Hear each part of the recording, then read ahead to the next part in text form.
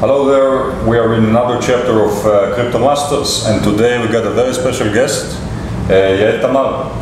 Hello Yael. Hi. Thank you for being here. Thank you for having me. Yael is a founder of Top of Blockchain, and she also will explain to us today about what it is blockchain technology and how actually it combines within the conventional technologies, or with conventional technologies basically. Right, and industries. And industries. So for all those viewers that are hearing about Bitcoin or cryptocurrency, or maybe some aliens that come in from outer space and they never heard about Bitcoin, what actually is blockchain and how it's combined with Bitcoin and cryptocurrencies? So most of us have heard about Bitcoin. Some of us heard about blockchain, but it's essentially technology that lies underneath. It's an infrastructure that enables Bitcoin and other cryptocurrencies. However, what's even more interesting about blockchain is that we can use it in almost every industry, and it can help streamline transactions of money and information and help make almost everything more efficient. Some people would even argue that it's the most significant technological breakthrough through since the internet.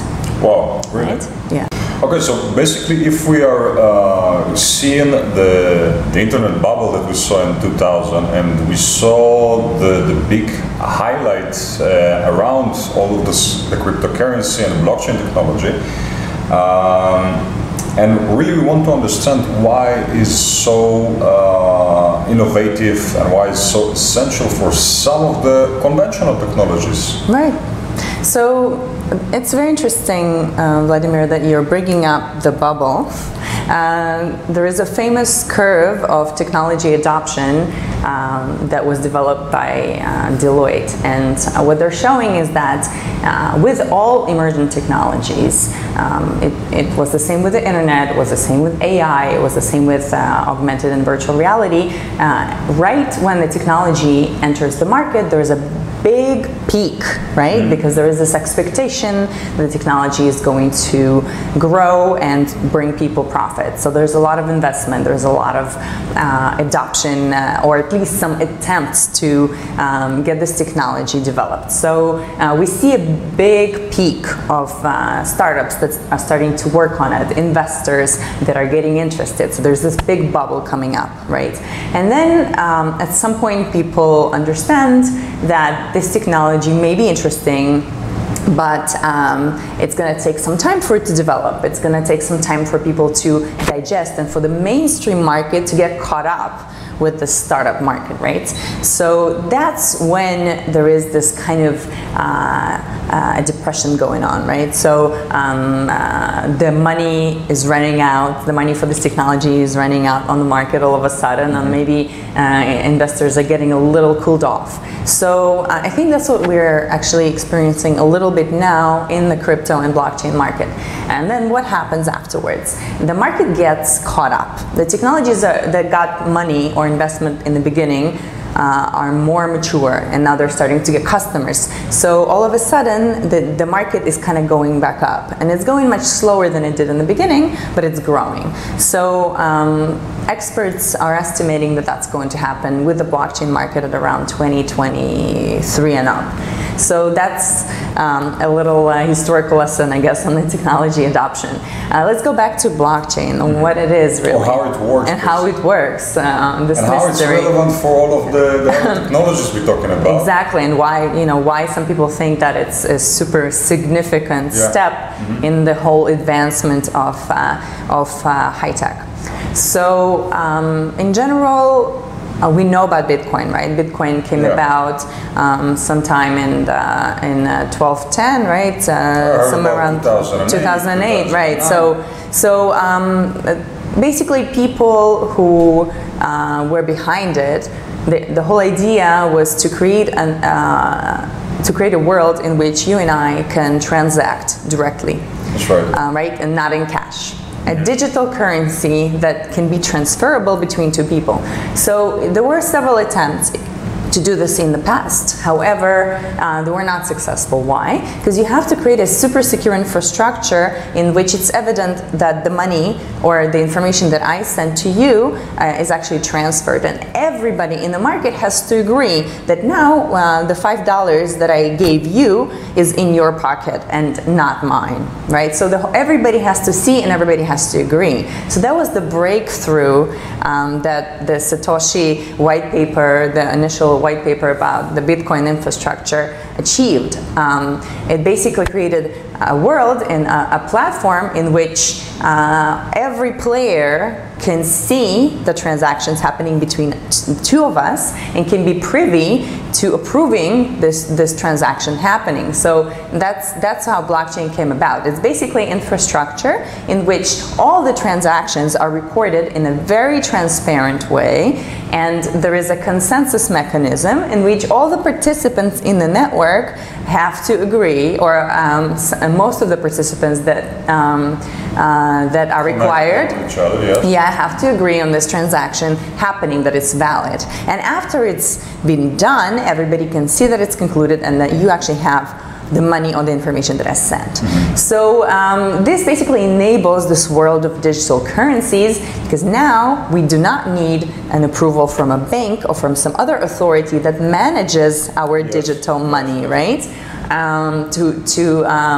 To transact, to approve this transaction. And this exactly was the initial point that everything actually had started, because Satoshi Nakamoto has a very big anger about banks that didn't give in to create a transaction. He wants, because he wanted to transact some very big sum of money to his colleague or ally, and the bank actually forbid this transaction, and that's why actually all of this technology has created from this one specific moment of anger. Exactly, and there's actually, there's a big community out there that believes in cryptocurrency because of that reason, because they're saying, it's our assets that we should have the right to do whatever we want with them, and we don't need a centralized body to do that, a centralized infrastructure. So then after the hype of Bitcoin and cryptocurrencies, other industries came out and said, well, we can benefit from this sort of a mechanism where you don't need centralization to approve of every transaction, be it monetary transaction or be it informational transaction, because there's a lot of there are a lot of centralized structures that were created in many industries to allow operation. So people said, well, maybe we don't need necessarily this centralized structure because it slows down processes, it's costly, you have to pay these centralized bodies, right, to oversee our financial transactions, our information is in a lot of government intervention in many processes in the society. Industries like logistics, where you have to pay so many intermediaries to transfer information and rights and insurance and all of these things, right? So we can basically decentralize and give the benefits of the money or the time or the effort we save, and hopefully pass it down to consumers like us. So you see a lot of startups that came out to do that in virtually every single industry, right? So finance is the obvious one, right? We want to decentralize payments between people, and think about 2 billion people in the world who do not have access to banks. They're called unbanked or underbanked individuals. They don't have access to banking. They don't have access to most loans. Third wave economy like Africa and maybe, I don't know, Indonesia. Yeah, Asia and Africa mainly, South America. In some countries like Argentina, you have whole provinces that are operating on the black market or gray market. Some places have 80% underbanked individuals. I think places like Pakistan, in India is also a low percentage of population. Venezuela, where the inflation is way high, over the top. Exactly. People actually create money by mining. Right. Exactly. So by the way, so in the last 3 months, we're seeing something very interesting in countries like Venezuela, like Brazil, like Turkey, where use of cryptocurrencies is shooting up. So it's Bitcoins and Ether, and also some other coins like Dash are becoming very popular. So we see that because people understand that money is losing its value, right? So and they have the right alternative to actually go through this this kind of break in the political and the financial system, and they can use the money more beneficially right now, without any permission of the government. So can we call Bitcoin and cryptocurrencies as an alternative money?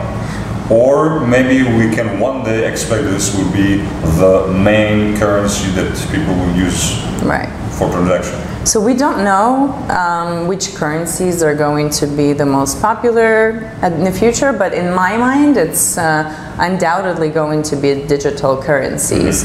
I don't know whether it's going to be in the direction of stable coins or so-called digital currencies backed by or partially backed by real assets like oil and gold and real estate and things that of a stable nature. So it could be that. I think at the moment the cryptocurrencies are so volatile is because of the adoption process that's happening, but as soon as more people are going to be using them, the fluctuations are going to slow down. However, these coins were not necessarily built, these cryptocurrencies were not necessarily built for stable trade, right? They were built to enable people to transact with each other without a third party. So let's go back to the blockchain. Yes. So, because I think, sorry to interrupt you, that one of the reasons that we're slip a little bit into the currency and the digital currency market is because it's way on our paper news and our way on the bottom of our knowledge. Basically, we're always hearing about Bitcoin and Bitcoin and Bitcoin, but we need to understand there's a deeper technology behind the Bitcoin and the cryptocurrencies that actually creates the efficiency of these digital currencies. So actually blockchain, and what can we do with this actually? So as I said, many people realize that wow, we can use this protocol to create more stable, more efficient, more transparent industries, because we have this network where participants can see what's happening. And this is for the first time ever in most industries. You know, in logistics, you can't really see what's happening, where your product is, unless somebody sends you a piece of paper, usually by fax. You mean like a company like Alibaba or Amazon? Like supply chain industries, if you want to ship something from one country to another, for example. That's a prime example of where blockchain is useful, because now you can create this infrastructure where all the participants can see all of the processes that are happening, and you combine that with IoT, placing a sensor in every crate, and you take all the information in a sensor, not only for Internet of Things. Internet of Things is the industry that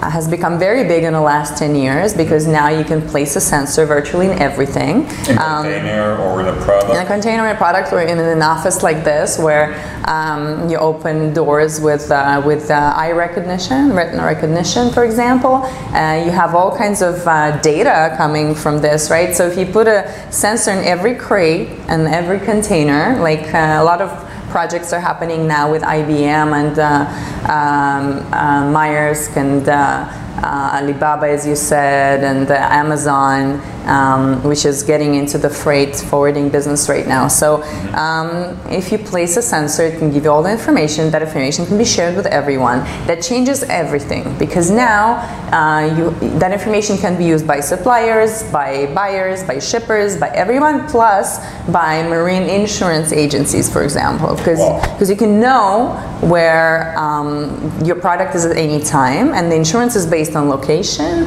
you know, weather, pirates, all other things. If there is any incident, you can actually record where was the container in every pace of time and space, basically. Right, and it also influences trade financing, because all of a sudden you can get, you know, your product financed on a different terms and so on.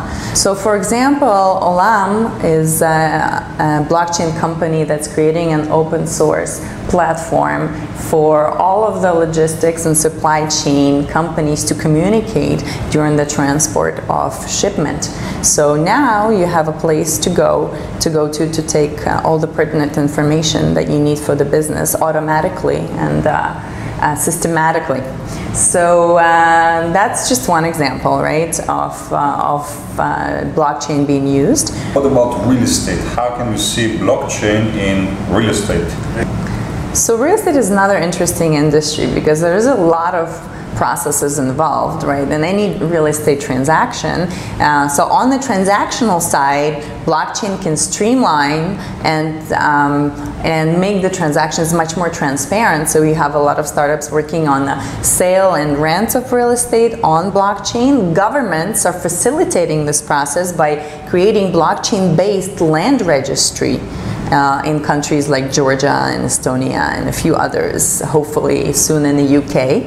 So you have governments placing all of the information pertaining to owners of real estate, ownership and other information on blockchain, so it's accessible to everyone and you can make it much simpler and more effective process. On the side of ownership itself, that's what's really exciting for me. There are different types of tokens existing in the crypto world. It's basically a means of transaction. Token is a means of transaction in the cryptographic token is a means of transaction on the blockchain platform. And there is a new type of token, relatively new, coming in the market called the security token, which is more similar to traditional securities that we see placed on the market, which can be traded and invested in by different agencies and institutions and individuals. So the trend that I am seeing coming in real estate is that you and I and all of you can invest in real estate without having to go through a huge cumbersome process of mortgage and loans and saving up a huge sum of money to invest in real estate, right? And not only real estate, any asset basically. So the trend that I'm seeing is tokenization, where you can take an asset and tokenize it, split it in different parts, and you can then place it on some sort of an exchange where it can be traded and it can be invested in, right? So for example, I can buy part of, let's say, apartment deal today. Let's say if it's cost 1 million, so I can buy 2,000, let's say I can buy $500,000, right. Okay? So I can buy it as a token, basically as a one. You can invest in it as a security. Yeah. So think about it as, let's say, a public company at the moment that you can buy stocks, yeah, or a public company on some sort of a stock market. So I believe that in the future, that's going to be possible with almost every asset. In fact, a company called Banks, Banks One, is working on that for the real estate market. So that's something that I really believe in. That remember we talked about the 2 billion people that are currently unbanked and don't have the same opportunities as most of us. So I believe that this tokenization model is going to also help increase the ownership and opportunities for the unbanked. And in terms of real estate, it's the biggest investment opportunity in the world, right? And it's influencing our lives, and it's influencing the way we invest and the way we live, right? The way we work. So, after talking about Bitcoin and blockchain in general, I want a little bit to talk a little bit about your company, about this called Top of Blockchain, if I understand right? Yeah. Okay, so Top of Blockchain is basically an advising company for who exactly? For how it works? Tell me a little about it. So we're focusing on 2 different markets. One is adoption of cryptocurrencies and ICOs, which is a vehicle for investment in different startups, and as well as blockchain for enterprise, or so-called, I call it blockchain transformation, in a similar way that the internet gave rise to the industry called digital transformation in which every company, every enterprise needed to have some infrastructure covered in order to adjust to the wave of digital technologies. It included security, it included all the IT within the company and the processes and the user experience, because the users of the company ultimately needed to adjust to the changes, right? So I predict that the next 10 years are going to be the decade of blockchain transformation in which enterprises and individuals will need to adjust to the changes related to the blockchain adoption, right? So what we do is we help enterprises figure out how to get on blockchain, then pilot and some aspect of their business, and little by little getting on blockchain, and little by little get more and more of their operation transferred onto this platform where it makes sense. It doesn't make sense everywhere from the cost standpoint, efficiency, as well as the blockchain infrastructure is still evolving. There are many different improvements that are made.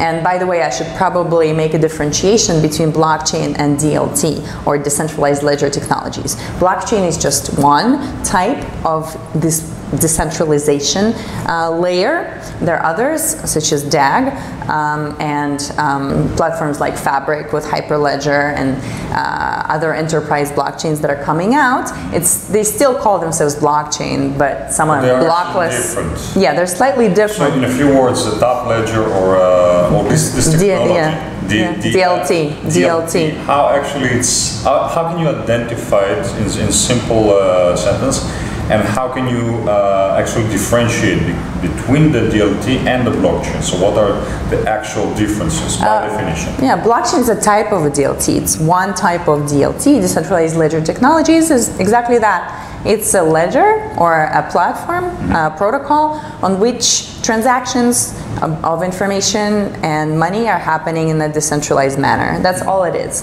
And different type of DLT is appropriate for different types of networks. So you have to look at a network. Should it be public? Should it be private or permissioned? What kind of users should be added?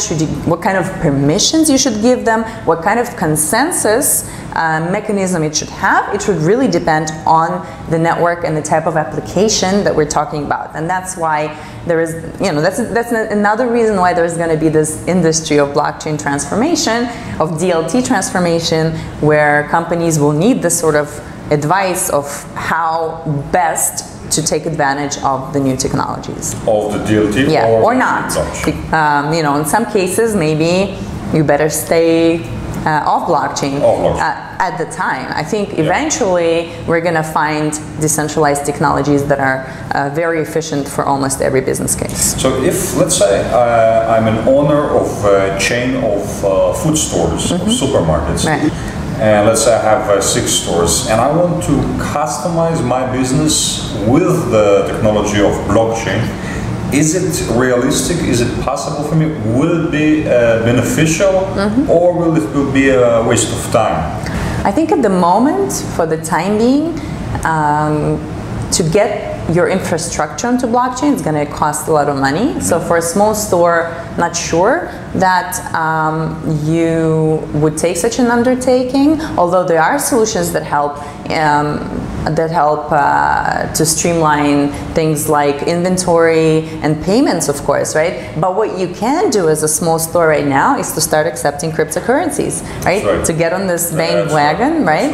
So there are different solutions for that, and there are different interesting currencies for that too. So there's a company called Virtual Crypto that helps accept cryptocurrencies, and I know you're a part of that. So that's cool. And there are also companies that are creating interesting currencies for that, right? So, and such as Vegan Nation, for example. Vegan Nation. Vegan so Nation. We can remind also that Yael is a part of Vegan Nation. I'm the Chief Communications Officer of Vegan Nation, and it's an exciting coin that has a vision to help 300 million vegans worldwide and make their life much easier.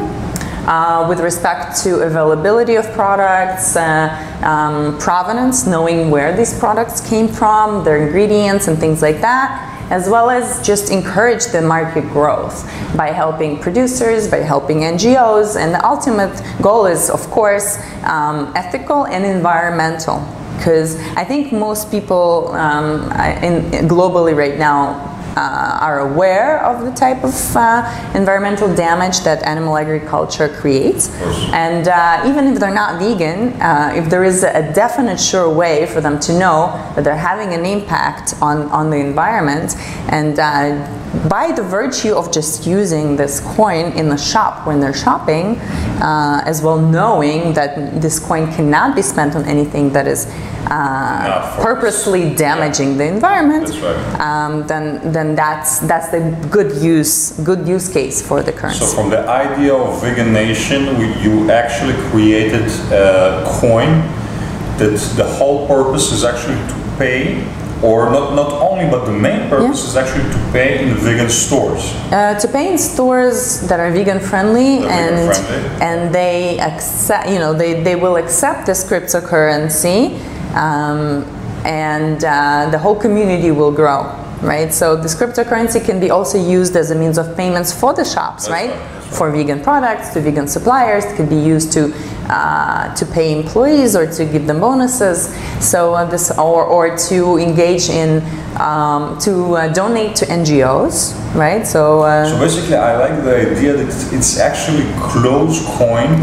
That the main purpose is actually to avoid other different payments, and the concentration is actually, to create this value of saving the animals and saving the animal agriculture, and improving the health of people by actually concentrating in this specific way of payment. And this is what it's made for, not for other reasons, basically. Right, it's made for creating this ecosystem, vegan ecosystem around the world, and growing a movement.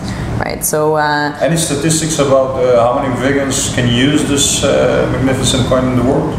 Well, every vegan or non-vegan can use this coin, but it can only be accepted as a means of payment for vegan products. I get it. Wow, so this is actually an amazing product. It's a social product. Actually, by the explanation of Yael, we can actually understand what this tokenization is. Basically, we are given the purpose of the coin, and we're concentrating all of the value of this purpose inside of the coin. We are avoiding any other payments. And this specific coin actually goes directly for the payment in this social, I don't know if it's a group, but maybe ecosystem, it's an ecosystem. Right, yeah, exactly. So therefore, guys, if you're vegan and you would like to buy some vegan products or use in any social social events, maybe there we have a network of a few hundred businesses at the moment. Some are shops, some are hotels, spas, cruises, individuals who are consultants, as well as let's say fitness centers, and also maybe NGOs. We have a few good dozen of NGOs, and a few big ones like the Sea Shepherd, which is an environmental organization helping clean up oceans. Wow. So basically opportunities like that, you can donate a vegan coin, and vegan coin will top up every donation by 10%. Just amazing. So we spoke about generally about blockchain. We spoke specifically about blockchain and cryptocurrencies. We even mentioned the two companies that Yael is involved in. But today I see kind of a fashion to, I would call it blockchainize everything. And yesterday I had a conversation with a very interesting man. He's into blockchain technologies as well.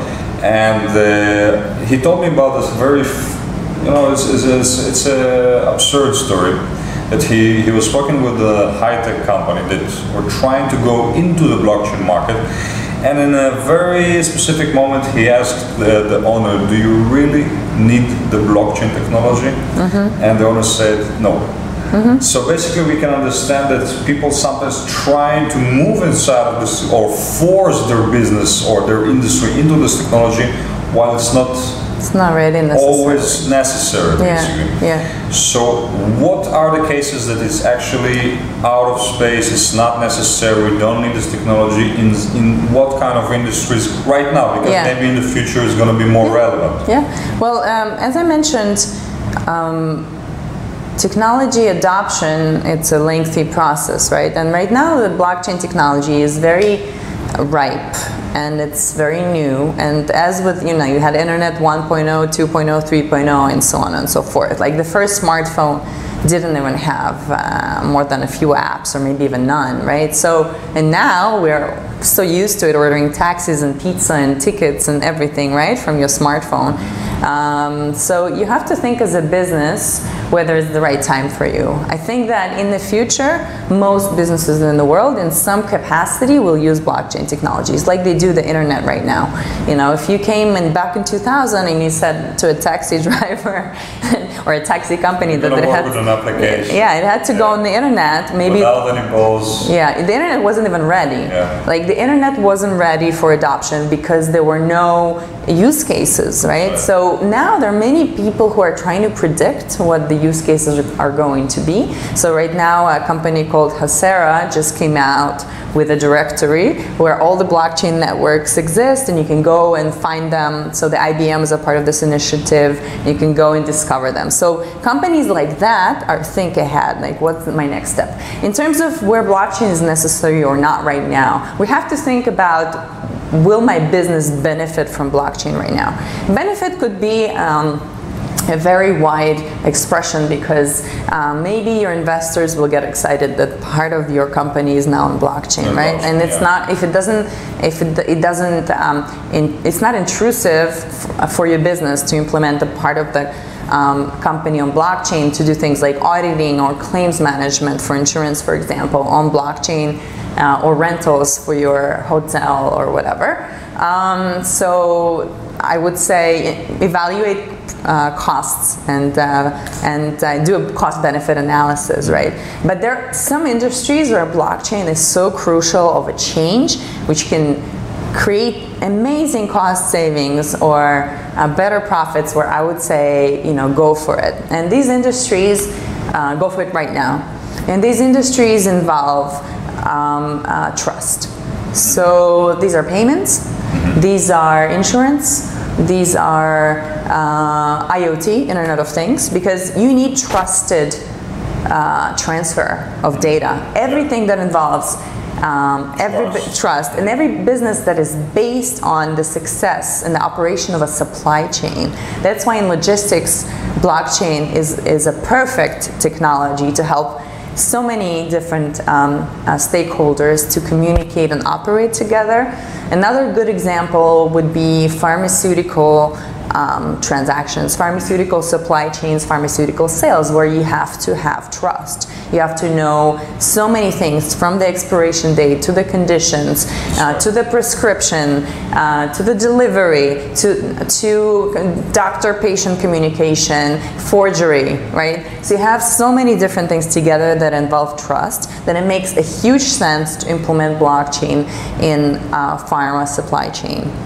So anything that involves transfer of sensitive information.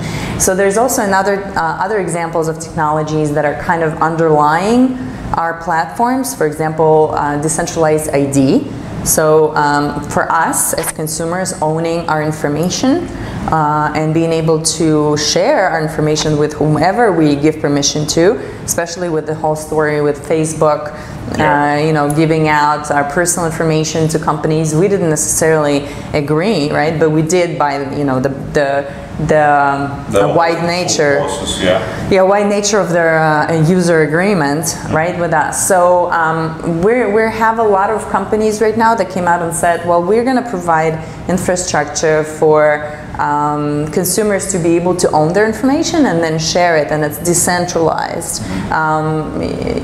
You will own your information, you will be able to share, and you will be able to even sell it. Like if you want to benefit from a free network, right, like Facebook or Google, the way it works is that we have to consume advertisement, right, and use the system for free. The new decentralized networks will actually enable you to consume other type of advertisement and get paid for it by providing your information, right? So it's beneficial for everybody in that sense. Okay, so for the last question, and I think it's relevant for most of the societies, let's talk about underbanked system or underbanking system for third world countries, let's say Africa, for example, right. And how they can actually benefit this blockchain technology to create a financial order, maybe, or maybe social order. So basically, how can they apply this technology into their lives, into their financial lives these days? Yeah, sure. So as we mentioned, there are many startups or companies right now that are working on financial platforms or platforms to create payment networks that are crypto-based, that you don't need to involve the centralized authority, but you have enough trust, you have high levels of trust to transact between individuals, even higher than some of the banks in the third world, right? So one of such networks is Koti, and they basically enable payment networks on crypto and create mechanisms for stable coins that we mentioned before, right? These cryptocurrencies that can be used for transactions by businesses. So the way I see it in the future is that a lot of the underbanked will have access, and they already do. There is also an app called Abra, and it's specifically for those individuals, right? So to do transactions. I think Africa and the third world are ripe with disruption in this area, also because they already don't use cash as they live right now. They use a lot of mobile payments. They did a process called leapfrogging, where they just skipped the whole credit card business and went straight to mobile payments. Mobile payments there are much more successful in penetrating the daily lives. So crypto is just a natural succession for them, providing them with more opportunities to get financing for different things that they need for their businesses, for their lives. So I think that's very exciting. So another interesting thing that blockchain enabled in those countries is the social enterprise and the aid distribution and other things that are helping refugees and people who need assistance. So up until now, the whole aid distribution business has been very centralized, and right now what's happening is that the United States is discontinuing the aid to the Palestinians, for example, because a lot of it has been misappropriated. It's happening in Africa and other places as well. So there are mechanisms right now that allow people in need to receive products and aid directly. So, for example, in a refugee camp, I think in Syria or in Jordan, there were some initiatives in which people were identified, given IDs and identified using their eye, and then provided the aid that they were that they had allocated. The technology actually scanning the eyes and collecting the information